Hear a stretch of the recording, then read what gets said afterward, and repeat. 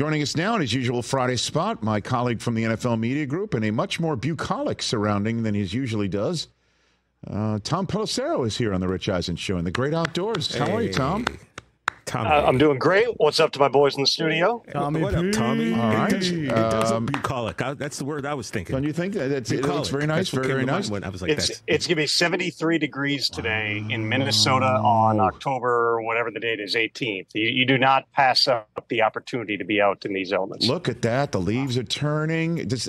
Behind you, does that play left to right or right to left? I can't tell. This is my neighbor's backyard. So I'm currently between Jeez. houses. They don't know I'm doing this, so I don't know the legalities of the whole situation. Well, hello, but it's a nice. Hello, I should neighbor. just moved right here. Very good, Tom Pelissero. That's now that we got that out of the way.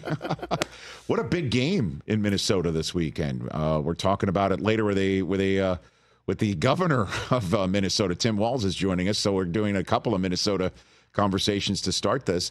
So what's your sense of Vikings-Lions? Let's just go with that one writ large before we get into some information-based conversation. Yeah, I mean, I think it's a huge game. I had an interesting conversation yesterday with the former Vikings linebacker Ben Lieber, who now works in the media here, and he was making the case that, well, for as big of a game as this is, for either team, if they lose this, you still feel like it's not that big of a deal because you're up at the top of the division, you got a long way to go. I'm like, I feel the opposite, especially for the Vikings, because remember, they come on the following Thursday night out there to LA and play the Rams. So they got 2 games in 5 days. You're 5-0, you're atop the division, but you're facing a team in the Lions that I don't think anybody wants to face right now, especially after what they just did to the Dallas Cowboys. If you were to lose this game at home against the reigning champs in your division and then have to turn around and play a Thursday night game, that'll feel like a massive game, or else you, based upon the state of the NFC North right now, you could go from first to worst in a 5-day span. So I think the bye came at the right time for the Vikings. Aaron Jones, it seems like, is trending in a good direction. They made that trade for Cam Akers the other day, but as I reported right after breaking the trade, that was not about like a long-term concern with Aaron Jones. It's just they get another back who goes back to the Rams days with Kevin O'Connell. So second year in a row that they traded for Cam Akers to provide them with some running back depth. Sam Darnold's been beat up. He had the knee, and then he got hit on the knee again in the London game, and so he was a little bit gimpy here. But they're pretty healthy as a team. And they could be getting T.J. Hawkinson back here as well. For the Lions, they're so tough, and the way that they went into Dallas, and Rich, I don't know if that was a Dan Campbell getting his revenge for as a former Cowboy player not getting an opportunity to get that job some years ago. I don't know if that was Ben Johnson just with pure revenge at the officials for calling back a tackle eligible touchdown by running not 1, not 2, but 3 tackle eligible plays in that game, including a hook and ladder to Penei Sewell. The Lions are just a really fun team to watch. They do obviously, we'll get a taste of what they're going to look like without Aiden Hutchinson. Everything I've been told is they are, poking around, kicking the tires on any potential opportunities here, but they're not in a rush for this week. They made a signing off the Cincinnati's practice squad. They're going to give some different guys a look here.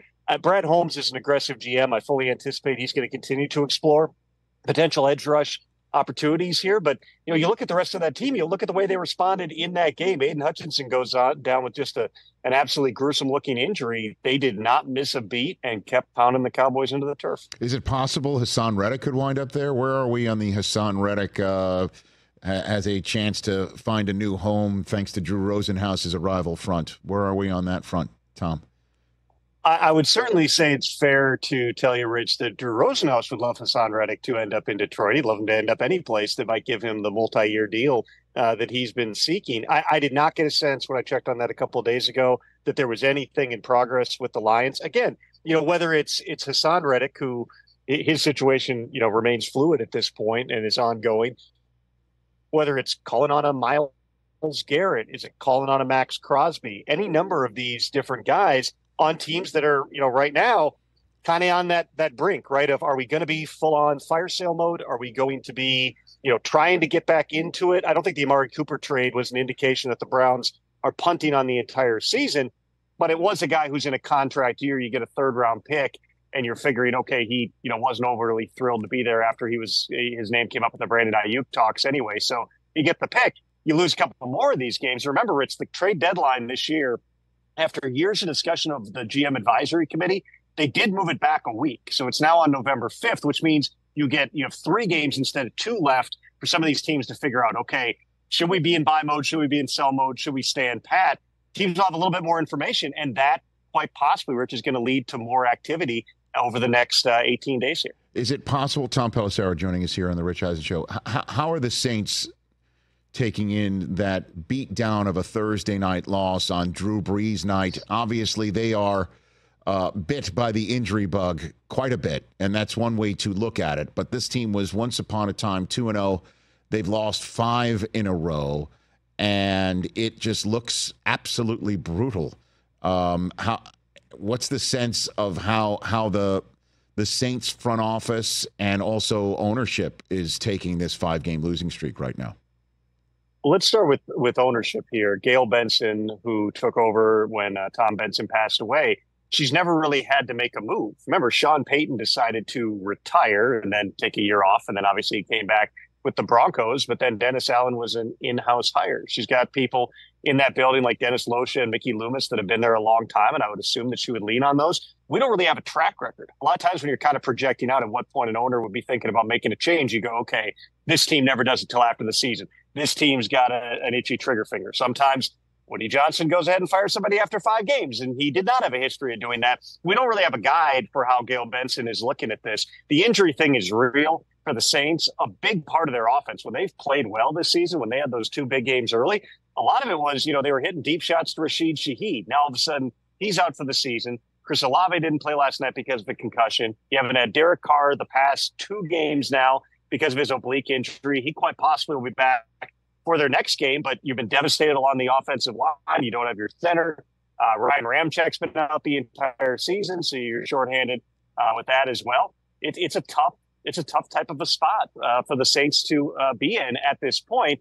I think that we just kind of have to see how things play out moving forward here. I have no reason to believe, as I sit here right now, to believe that they're going to make a change, especially given that, these last 2 games are starting a rookie 5th-round pick quarterback in Spencer Rattler here. But certainly, if things don't turn, there was speculation about Dennis Allen's job at the tail end of last season. I would certainly anticipate that that's going to be in the mix as well. That's just what happens when you're in year 3, you're on a 5-game losing skid, and all of a sudden, one of the teams that was a pleasant surprise through 2 weeks right now is just an injury-riddled mess, and they can't stop the losing streak. Tom Pelissero from NFL Network, my colleague from the NFL Media Group, here on the Rich Eisen Show in his usual Friday spot. Do we see Russell Wilson Sunday night? Because all points to the answer of yes, that we absolutely will. And if so, what's your reporting as to why? Well, when I first reported that on, I believe it was Tuesday, amidst everything else that happened on Tuesday, where there were like 3 trades that day and then the Russell Wilson news as well, the way that it was explained to me was he's going to get first-team reps this week, and that is going to point toward him being the starting quarterback. He had not had the first-team reps. You remember last week what Mike Tomlin said was Russ is going to be back full participant, but he's going to take second-team reps to not disrupt Justin Fields' preparation. All of a sudden, then when it's Russ is getting first-team reps. And remember, the only announcement that Mike Tomlin has ever made about his starting quarterback was late August when he said, Russ is the starting quarterback. You're a 4-2 team, but they just haven't been scoring a ton of points. You look at the passing numbers. I think Fields has a shade over 1,000 passing yards through the first 6 games here. We've seen flashes of the run ability. And as Tomlin made absolutely no bones about the other day when he was asked, does Russell Wilson bring that same threat with his legs? And he said, no, he does not. This is going to be a different type of an offense here, but we know that, George Pickens has been frustrated at times with the lack of opportunities that he sees in the passing game. The Steelers have been in on all these wide receiver trades. I would say, I'm not, big in the prediction business here, Rich, but if I had to guess, I'd say the Steelers probably had a wide receiver still before the trade deadline here. Even though Mike Tomlin wants to win games by running the football and by playing good defense, you want that play action element. You want to be able to hit those deep shots. Russell Wilson, for whatever flaws he's had through his career, he has been historically one of the most accurate downfield passers, and that's where a lot of his productivity came in Seattle. So, Tomlin, I think, put it well himself when he said, even though he was not, confirming that Russell Wilson is starting, what he said was, we've been good in some areas. We're off to a good start, but don't confuse good with great. They're looking at this position like they are other positions. The plan was always for Russell Wilson to be the starting quarterback here. Let's take a look at that plan. And maybe a game, 2 games, 3 games down the line, if it's not improving or it's taking steps back, then Mike Tomlin's not going to be afraid to go back to Justin Fields. Yeah, and it's like there's nothing financial that mandates one start over the other either. Tom Pelissero here on the Rich Eisen Show. Who else was in on Davante Adams and or Amari Cooper that didn't get him, Tom? It's the same teams that are in on all these trades. Let's speak, specifically on Davante Adams, even though, I think that I said on this show when I was filling in for it a few weeks ago, like it would be a surprise if it doesn't end up being the Jets, despite the Saints making a run at it. The Bills were in on it. The Steelers were in on it. There were other teams that checked as well. It seemed like Davante was probably going to go to the Jets. There were a couple of reasons for that. Obviously for Davante, playing with Aaron Rodgers in a system that he knows, being up to speed quickly, that all mattered. But also for the Raiders, they did not want to pay any portion of Davante Adams' contract. And they told some of those other teams, like the Steelers, like the Bills, we're not going to do that. Well, those teams couldn't go there or at least the Bills could not go there from a money perspective. And so what do the Bills do? Well, they get Amari Cooper, who Cleveland had paid almost $19 million of his $20 million salary in a cap move back in March. So they get Amari Cooper here for like $800,000. That's part of the dynamic. We always talk about like what the pick is. And even though on paper, these are both third round picks that are moved. Obviously there was a pick swap involved in the Cooper deal and the Adams deal can go to a 2, but they're both basically third round picks here. But a lot of times in order to get that type of capital, you're going to have to pay the contract down. That's what we saw Denver do a few years ago with Von Miller. They got, I think, a second and a third round pick for a guy in a contract here. And it worked out for the Rams because they won the Super Bowl. But part of that was they paid it down to the minimum. That's going to be one of the questions here. You have to have the salary cap space. The rules say the acquiring team has to have the salary cap space at the time of the trade. So for some teams like the Bills that are tighter, you either have to, A, get a guy on the cheap like Amari Cooper, or B, get the trading team to pay that contract down. Mm-hmm. So who else potentially could be in the wide receiver market? The Saints, again, were in on Davante Adams. I would anticipate that they're in on the other wide receivers who become available. Although, again, at this point at 2-5, how much are you really giving up for a rental type of situation? What the about Steelers continue to be in on wide receivers as well. What about the Ravens? I got John Harbaugh later.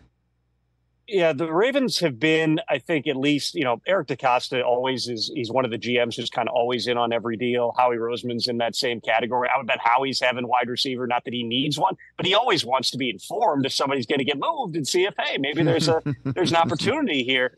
The Ravens thing was funny because, I was told that there was a presentation actually before the Ravens played the Raiders in that game. The coaches give different types of presentations, and one of the presentations was about like Edgar Allan Poe being a part of Baltimore culture, and he wrote The Raven and all these things. So Devonte posts that photo of Edgar Allan Poe, and everyone's going, he's going to the Ravens. There was nothing down the line at that point, and it might have just been stuck in Devonte's head from the team meeting a couple of weeks before. I mean, this is the thing. We're all going to have the Instagram and the Twitter alerts on and seeing, and there's going to be cryptic stuff. And, listen, over the past 5 years especially, more and more we've seen the players realize, hey, whether you're available and something is real or maybe it's not, and you just start posting cryptic stuff, maybe you can kind of, generate some type of a market that otherwise wouldn't have been there just by getting people calling and going, hey, what's going on with that guy? Nice. I got two more for you, Tom Pelissero. A blunt question to start. Is Deshaun Watson unbenchable in Cleveland?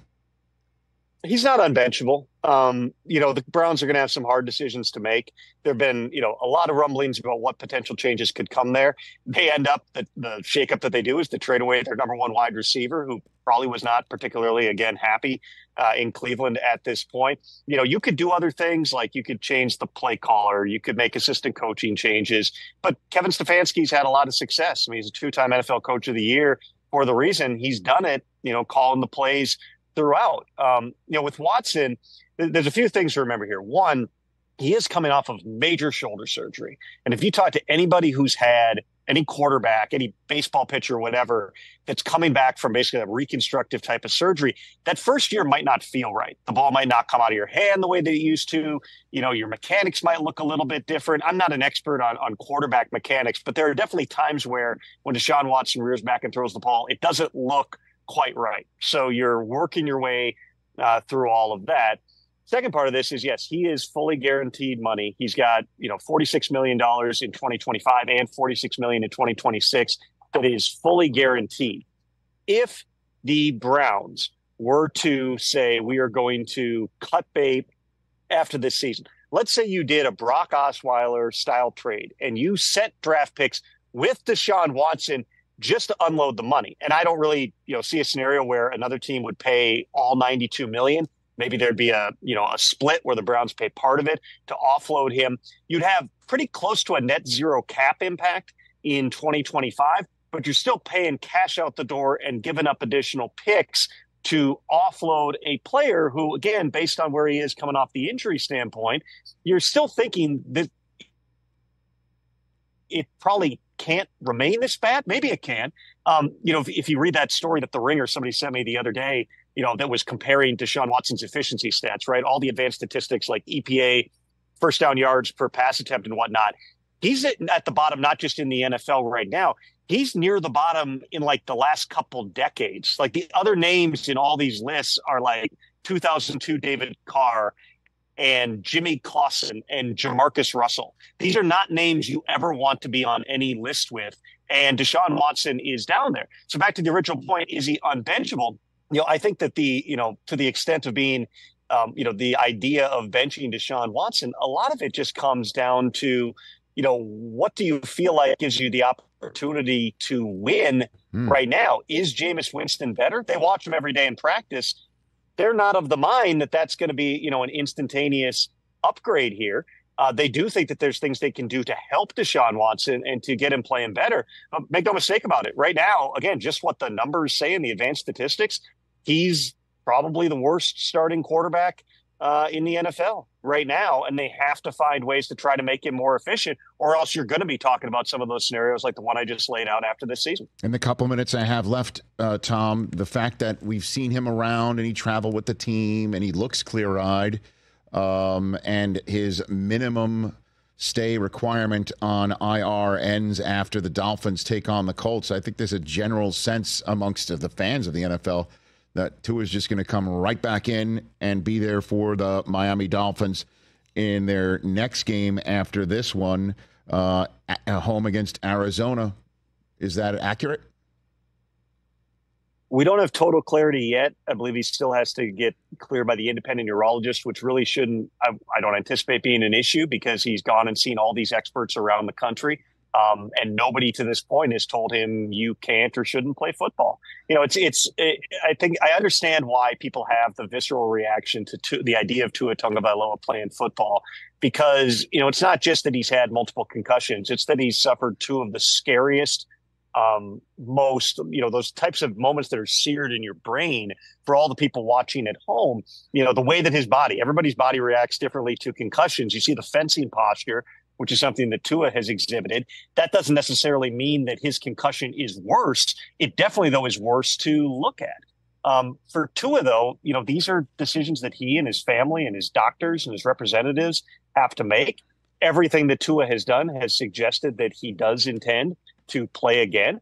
How quickly is he playing at a Tua-type level? What happens if, God forbid, he suffers another concussion this season? I mean, those are all things that are part of the conversation. I mean, if he suffers another concussion this season, in all likelihood, we're not going to see him again in 2024. You run that risk on every single play that you're out there as a quarterback. And, I think Mike McDaniel probably doesn't get enough credit for the type of game he's called. I mean, think about this, Rich, as a play caller, and you've got to come up with schemes and you've got to develop an offense that, yes, Tua has a quick release and he processes fast and all that. But you've basically got to put together game plans each week that account for, hey, we got to minimize how many times this guy hits. This guy can't get hit. We can't have a scenario where there's a free rusher and he just, sucks it up and gets hit in the chest and might hit his head on the ground.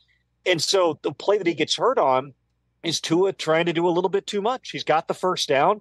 For some reason, instead of just going down, sliding, whatever, he tries to lower his shoulder into somebody and his head hits into DeMar Hamlin's chest or bicep, whatever it was, and he gets his neck bent awkwardly and, the lights go out on him. I mean, that's something that obviously he knows intellectually you shouldn't do, but at some point the football player takes over. It's just it's how it's going to be, honestly, Rich, for the rest of Tua's career. And I think that we all hope that he has a long and healthy career for as long as he wants to have it. But you're always going to have that risk that exists that he could suffer another concussion and we'll be right down, in this cycle again. But the last time we went through this was back in 2022. It was the same word from doctors, which is, listen, you're at no more risk for a concussion than anybody else who's playing professional football here. You've got to make the decisions. At that time, he made the decision to come back. He played all of 2023 and the first chunk of 2024 without an issue. Now we're back in this spot. Maybe it's a year, 2 years, 3 years, and he's concussion free, and we stop thinking about it. But it's always got to be in the back of Tua's head. It's always got to be in the back of Mike McDaniel's head once he gets back onto the field. And again, we'll see how quickly all those other things come back to him. But what we've seen from Tua is he is resilient. He is a tough dude. There's only so much you can push yourself through when you're dealing with a brain injury. And I think that, when he gets back onto the field, everybody's just going to be rooting for, this guy to stay healthy, because when he's on the field, it's pretty fun to watch. Tom, appreciate it. Grab a rake. I think your neighbor would appreciate that as well. Go grab that rake. When the wind starts coming through here, we might get a few. Yeah, I'll do my best. Beautiful. Tom Pelissero right here in his usual Friday spot on The Rich Eisen Show. Catch The Rich Eisen Show every single day on the Roku Channel, 12 to 3 Eastern, for free.